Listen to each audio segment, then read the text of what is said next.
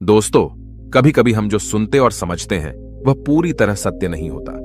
आपने कई महापुरुषों की बातें सुनी होंगी, कई बुद्धिमानी पुरुषों और गुरुदेवों की बातें सुनी होंगी। उनका कहना यह होता है कि सांसारिक जीवन मोह और माया से भरा हुआ है। हमारे रिश्ते, हमारा धन, हमारी इच्छाएं, ये सब बस माया जाल है और जीवन का असली लक्ष्य तो मोक्ष है, मुक्ति है। हमें आध्यात्मिक जीवन की ओर बढ़ना चाहिए। जब भी आप उनकी बातें सुनते हैं तो आपके मन में एक प्रश्न उठता है और वह प्रश्न यह है, क्या हमारा सांसारिक जीवन जीना व्यर्थ है? क्या हमें केवल आध्यात्मिक जीवन जीना चाहिए? क्या हमें खुद की खोज करनी चाहिए? क्या हमें संसार के सुख का आनंद नहीं लेना चाहिए? जो लोग इस सांसारिक जीवन में फंसे हुए हैं, क्या उनका जीवन पूरी तरह से व्यर्थ है? किसी को अपने माता पिता के लिए धन कमाना है तो कोई अपने परिवार को सुखी देखना चाहता है। कोई अपने बच्चों की चिंता में दुखी है तो कोई अपने लिए कुछ करना चाहता है, नाम कमाना चाहता है। कोई अपनी प्रेमिका को खुश रखना चाहता है, कोई अपने प्रेमी को पाना चाहता है। कोई बड़ा आदमी बनना चाहता है तो कोई राज करना चाहता है, कोई साधारण जीवन जीना चाहता है। इसी प्रकार हम सभी के तरह तरह के सपने हैं, तरह तरह के विचार हैं। हम सभी को अपने जीवन में कुछ ना कुछ तो चाहिए ही, परंतु ये सभी बुद्ध पुरुष जब हमारे सामने आते हैं तो हमारे इन सपनों को तोड़ मरोड़ के रख देते हैं। जब कहते हैं कि सांसारिक जीवन व्यर्थ है और खुद को जानो, खुद को पहचानो, आध्यात्मिकता की राह पर चलो, तब उस वक्त हमारे मन में, हमारे मस्तिष्क में तरह तरह के विचार उत्पन्न होने लगते हैं। तब हमें यह समझ नहीं आता कि आखिर हम सांसारिक जीवन जिए या फिर आध्यात्मिक जीवन। आखिर हम क्या करें? आपके साथ भी कभी न कभी ऐसा तो हुआ ही होगा। क्या आपके भी मन में ऐसे कोई प्रश्न हैं तो आप हमें कमेंट में जरूर बताइएगा। चलिए आगे बढ़ते हैं और इसके पीछे की वास्तविकता को जानते हैं, और इन सब के बीच हमें जीवन में संतुष्टि कैसे मिलेगी, हम पूरी तरह से खुश कैसे रह सकते हैं। क्या हमें सब कुछ छोड़कर एक बौद्ध भिक्षु की तरह सब कुछ त्याग कर आनंद मिलेगा? हमारे रिश्ते, पैसा कमाने की इच्छाएं, परिवार के साथ संबंध, हमारे दोस्त, क्या यह कुछ मायने नहीं रखते? दोस्तों, वास्तविकता तो यही है कि आप उन बुद्ध पुरुषों की बातों को अच्छी तरह से समझ ही नहीं पा रहे, क्योंकि वो कहना कुछ और चाहते हैं और आप उनकी बातों का मतलब कुछ और ही निकाल रहे हैं। आप उनकी बातों से कुछ और ही समझ रहे हैं। महात्मा बुद्ध खुद ही कहते थे कि उन्हें गरीबी पसंद नहीं है। वे यह कहते थे कि आपको सफलता प्राप्त करने के लिए आर्थिक रूप से सक्षम बनना आवश्यक है। इसका मतलब है कि जब तक आप गरीब हैं और आपके पास आर्थिक साधनों की सामग्री नहीं है, तब तक आप अपने आत्मा की खोज में आगे नहीं बढ़ सकते। और ठीक उसी के विपरीत संपन्नता और अमीर होना भी आपके आध्यात्मिक मार्ग की बाधा बन जाती है। कई महापुरुषों ने, कई बौद्ध पुरुषों ने अपनी बातें बहुत ही सीधी और सरल भाषा में कही है, लेकिन हम सभी उन बातों का अर्थ कुछ और ही निकाल बैठते हैं। हम सभी उनकी बातों को समझ नहीं पाते, क्योंकि उनकी बातें रोजमर्रा की जिंदगी से बिल्कुल अलग होती है। वे लोग कहना तो कुछ और चाहते हैं, लेकिन हम में से ज्यादातर लोग उनकी बातों का मतलब कुछ और ही निकाल लेते हैं और उसे अपने जीवन में उतारकर हम अपना पूरा जीवन पूरी तरह से बर्बाद कर लेते हैं। चलिए इसे कहानी के माध्यम से समझते हैं। एक बार की बात है, महात्मा बुद्ध नगर वासियों को उपदेश दे रहे थे। महात्मा बुद्ध कह रहे थे कि संसार के माया जाल में मत फंसो, संसार से ऊपर उठो। संसार से ऊपर उठकर ही तुम संसार को जी सकते हो। संसार में जो फंस गया, जिसने अपनी बुद्धि का इस्तेमाल नहीं किया, वो व्यक्ति जो समय पर अच्छे कर्म नहीं करता और बुरे कामों में जुट जाता है, वह आने वाले समय में बड़े दुखों का सामना कर सकता है, क्योंकि उसके बुरे कर्म ही उसके दुखों का कारण बनेंगे। इसलिए आप सभी इस संसार की मोह माया अर्थात इच्छा, लालच, क्रोध इत्यादि को ध्यानपूर्वक देखते हुए अपने कर्म करें। इतना कहकर महात्मा बुद्ध ने अपना उपदेश समाप्त किया और वहां से चले गए। महात्मा बुद्ध जब ये उपदेश दे रहे थे तो वहां पर उस नगर का सबसे धनी व्यक्ति वहीं पर मौजूद था, और उस व्यक्ति पर महात्मा बुद्ध की बातों का बहुत गहरा असर पड़ा। उसका मन अब संसारी जीवन में नहीं लगता था, वह संसारी जीवन से हटने लगा था। अब उसे अपना सब कुछ किया हुआ व्यर्थ नजर आने लगा था। देखते ही देखते कुछ ही सालों में उसका सारा व्यापार चौपट होने लगा था। उस धनी व्यापारी के परिवार के सभी सदस्य उसे इस तरह से देखकर बहुत चिंतित रहने लगे थे, और जब भी कोई उससे बात करने की कोशिश करता था तो वह धनी व्यापारी एक ही बात कहता, यह धन दौलत तो सब बेकार की चीजें हैं, यह सब तो मोह माया है, सब बेकार है। भला हम रिश्ते निभाकर क्या करेंगे? यह सब तो वासना है। जीवन तो केवल एक ही है और वह है मुक्ति। अब तो केवल उसी की आस है, उसी की प्यास है। मैं इतना समझ चुका हूं कि अब से जो भी होगा वह सब अच्छा होगा। अब से उसने व्यापार पर भी ध्यान देना बिल्कुल बंद कर दिया था और देखते ही देखते वह धनी व्यापारी उस नगर का सबसे गरीब व्यक्ति बन चुका था। वह पूरी तरह से निर्धन हो चुका था। उसका सब कुछ बर्बाद हो चुका था और उसका पूरा परिवार सड़क पर आ गया था। एक दिन जब उसके घर में खाने के लिए कुछ नहीं बचा तो उसने अपने आप से कहा, यह मैंने क्या कर दिया? सब कुछ तो बहुत अच्छा चल रहा था, लेकिन मैंने अपने हाथों ही सब कुछ बर्बाद कर दिया। आज मेरे परिवार का हर एक सदस्य भूखा है। उनके पास खाने के लिए कुछ नहीं और मैं उनके लिए कुछ नहीं कर पा रहा। वह यह सब सोच ही रहा था कि तभी उसे याद आया कि उसने महात्मा बुद्ध की बातों में आकर अपना जीवन बर्बाद कर लिया। न तो उसे मुक्ति मिली और न ही धन। वह सोच रहा था, मैं तो कहीं का नहीं रहा। थोड़े थोड़े भोजन के लिए भी आज मुझे रोज मरना पड़ता है। हर रोज मुझे मेहनत करनी पड़ती है, तब जाकर मेरे परिवार को 2 वक्त की रोटी मिल पाती है। अपने परिवार की इस तरह से बुरी हालत देखकर उससे रहा नहीं गया। वह बहुत चिंतित रहने लगा था। वह बहुत परेशान हो चुका था। एक दिन वह अपने घर से भाग गया। रास्ते में जब वह आगे बढ़ रहा था तब उसके मन में ख्याल आया कि वह कहां जाएगा, किससे मदद मांगेगा, आखिर अब उसका साथ कौन देगा। तभी उसे याद आया कि उसे महात्मा बुद्ध के पास ही जाना चाहिए, क्योंकि बुद्ध के कारण ही आज उसकी यह हालत है। उसके हालात के जिम्मेदार तो वही है। मैं तो सीधा सीधा अपने मार्ग पर जा रहा था, लगातार अपने व्यापार में उन्नति कर रहा था। लेकिन जब से मैंने उनकी बातें सुनी तब से मेरा मन विचलित हो गया। मुझे समझ नहीं आया कि मैं जो जीवन जी रहा हूं क्या वह सत्य है, या फिर जो वह जीवन जी रहे वह सत्य है। उनकी चिकनी चुपड़ी बातों में आकर मैंने अपना सब कुछ बर्बाद कर दिया। मेरे हालात के जिम्मेदार तो वही हैं, इसलिए मुझे उनके पास ही जाना चाहिए। अपने मन में क्रोध लिए 2 दिनों की लंबी यात्रा करके महात्मा बुद्ध के पास पहुंचा और क्रोध में आकर महात्मा बुद्ध से कहता है, हे बुद्ध, आपको कोई ज्ञान नहीं, न ही आपने सत्य की प्राप्ति की है। आप तो केवल भोले भाले लोगों को फंसाना जानते हैं। अपनी चिकनी छुपड़ी बातों में उन्हें बहलाना जानते हैं। आप लोगों के सीधे पर का फायदा उठाकर अपनी प्रसिद्धि और अपनी प्रशंसा करवाते हैं। आप हमें ऐसे सपने दिखाते हैं जो कभी पूरे नहीं हो सकते। मैं भी ऐसा ही एक सीधा साधा व्यक्ति था और मैं उस नगर का सबसे बड़ा धनी व्यक्ति था। आपसे मिलने से पहले सब कुछ ठीक चल रहा था। मेरे पास धन की कोई कमी नहीं थी, सारे ऐशो आराम थे, सारी सुख सुविधाएं थीं। लेकिन जब से मैंने आपका उपदेश सुना, मैं आपसे इतना प्रभावित हो गया कि मैंने आपकी बातों को ही मानना शुरू कर दिया और वो सारी चीजें छोड़ दी जो मुझे संसारी जीवन से जोड़ती थीं। अर्थात संसार की सारी मोहमाया मैंने त्याग दी और आज देखिए आपकी वजह से मेरा पूरा परिवार भिखारी बन चुका है। वह छोटी सी कुटिया में रहता है, यहां तक कि रोज के खाने के लिए भी हमें तिल तिल मरना पड़ता है। आपकी वजह से मैं पूरी तरह से बर्बाद हो चुका हूं।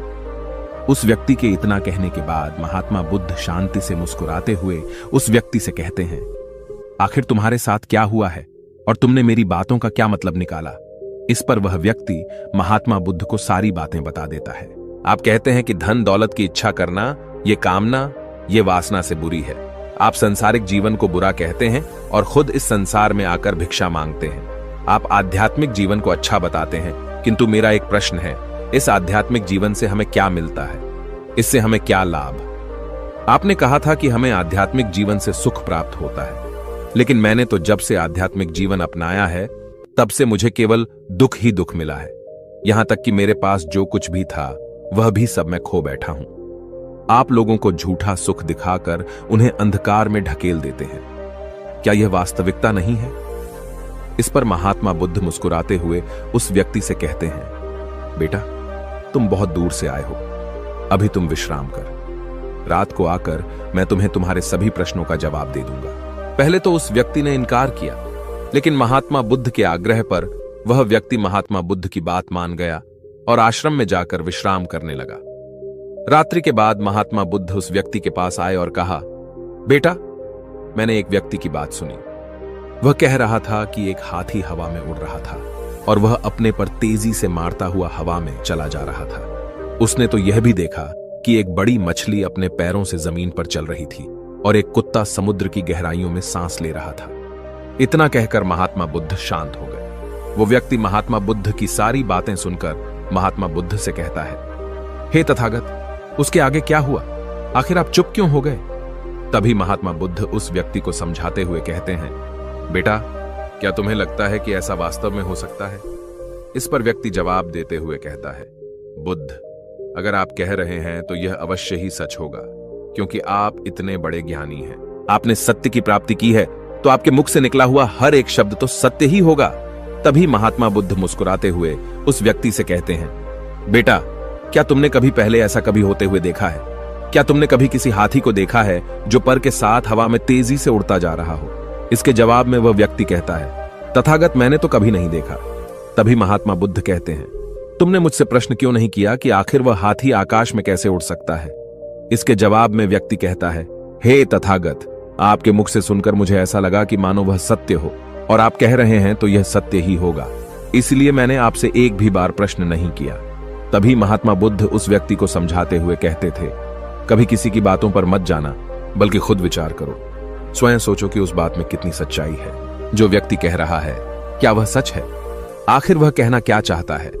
हो सकता है कि वह कुछ और कहना चाहता हो और तुम उसका अर्थ कुछ और ही निकाल रहे हो। कम से कम तुम्हें एक बार प्रश्न करके यह समझना तो चाहिए कि आखिर वह कहना क्या चाहता है।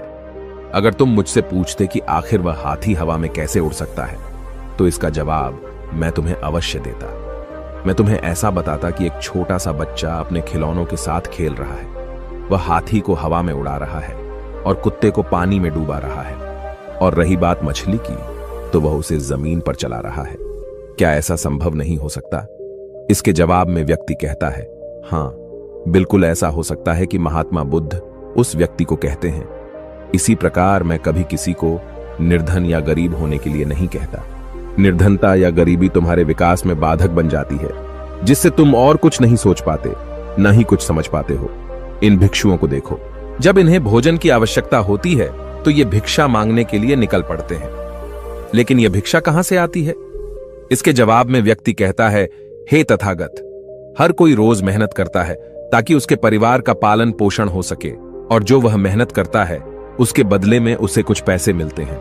उन पैसों से भोजन खरीदता है, और वही भोजन वह आपको भी सौंपता है, और वहीं से भिक्षा आती है।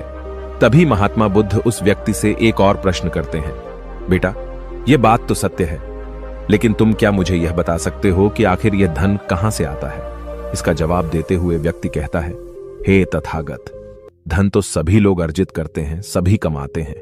तभी महात्मा बुद्ध इस व्यक्ति को समझाते हुए कहते हैं, ठीक इसी प्रकार दुनिया में यदि हर कोई भिक्षा मांगने लग जाए तो आखिर भोजन कहां से आएगा?